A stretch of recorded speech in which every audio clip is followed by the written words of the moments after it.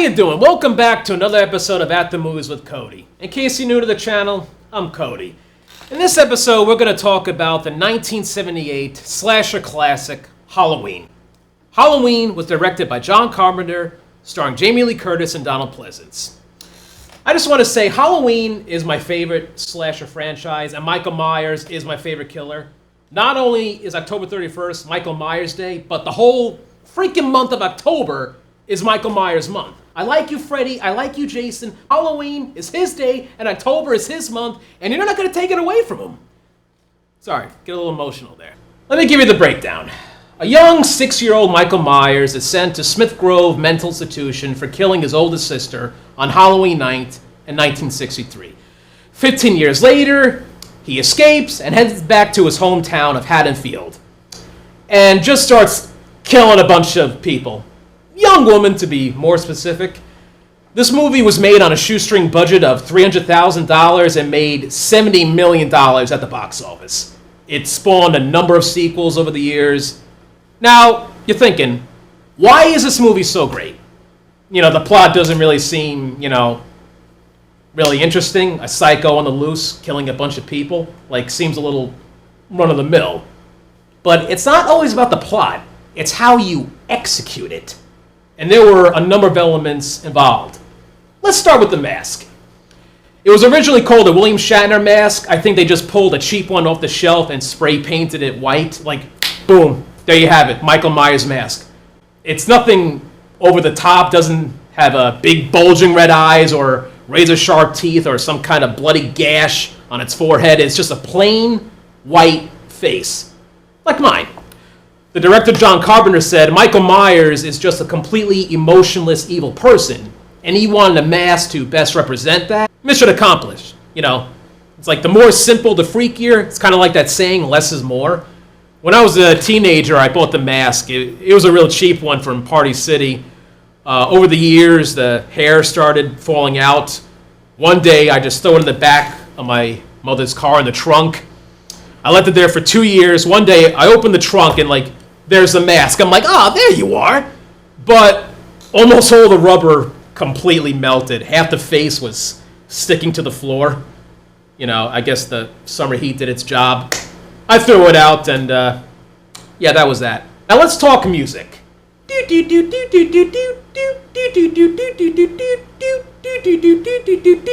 I'm trying to do the theme with my mouth. The Halloween theme is amazing. The entire soundtrack is great. It just captures the mood of the film. The music was also composed and performed by the director, John Carpenter. I can't really describe just how freaking amazing the score of this film is. Words, don't do it justice. You have to watch the movie and listen to it. It will give you goosebumps. You feel like you are there in the movie being stalked by this psycho. The music is what makes a horror movie. You don't have the right music, you don't have the right score, you're not going to get the scares. If you want to avoid the scare, you don't cover your eyes, you cover your ears. Let's talk characters. Laurie Strode is the main protagonist of this thriller. She becomes a primary target of Michael in this film. We all need someone to root for in these movies, someone who's just going to outsmart the bad guy and save the day, and that's Laurie. Well, technically it's Dr. Loomis, but we'll get to him in a second. Now, we all love Laurie. She's smart. She's responsible, likable. She's a good girl. Unlike, her skanky friends, everyone should have a friend like Laurie Strode.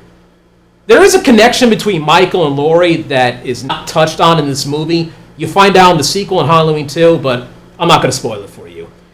Like I said before, this movie was her first movie, and it completely launched her entire film career, and this put Jamie Lee Curtis on the map. The whole world knew who Jamie Lee Curtis was when this movie was released.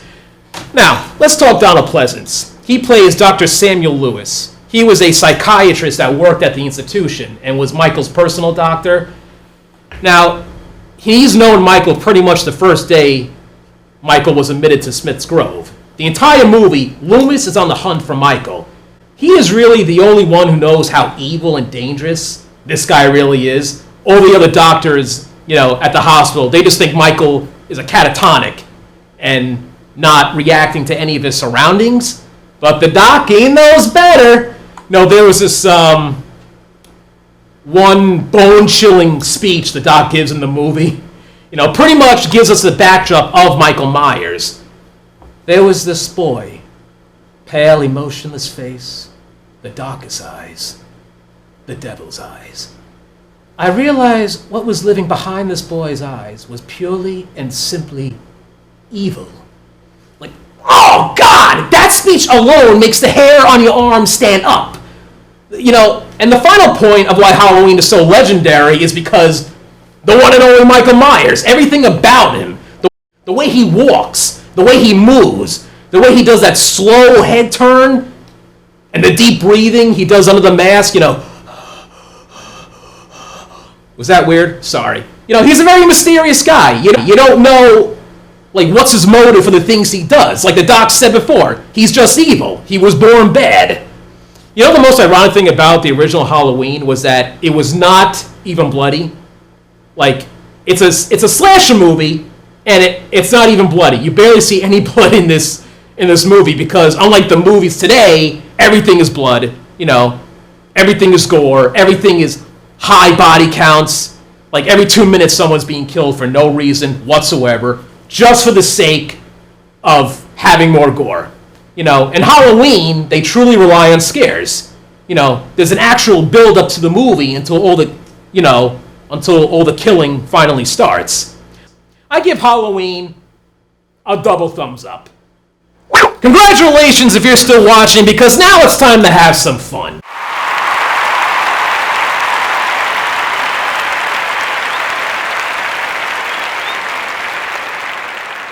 Halloween fun fact number 1. Did you know that Halloween was shot in the springtime and not the fall? So they didn't have any actual leaves. So instead, the crew had to paint paper leaves and scatter them all over the set before they started shooting.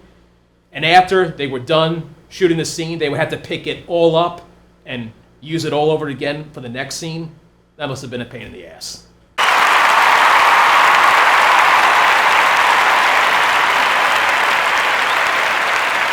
Fun fact number 2.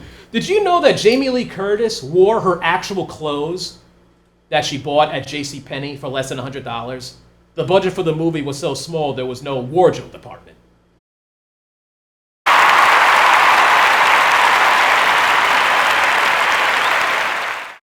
And fun fact number 3. Did you know the first scene of the movie where you had that tracking shot of young Michael walking through the house right before he stabbed his sister? The house was actually abandoned. The crew got together, painted and moved furniture in the house to make it look brand new and, livable. And that's all I have for you today. Thank you for watching. I hope you enjoyed the video, and if you did, why not help a man out and subscribe to my channel? I'll catch you later.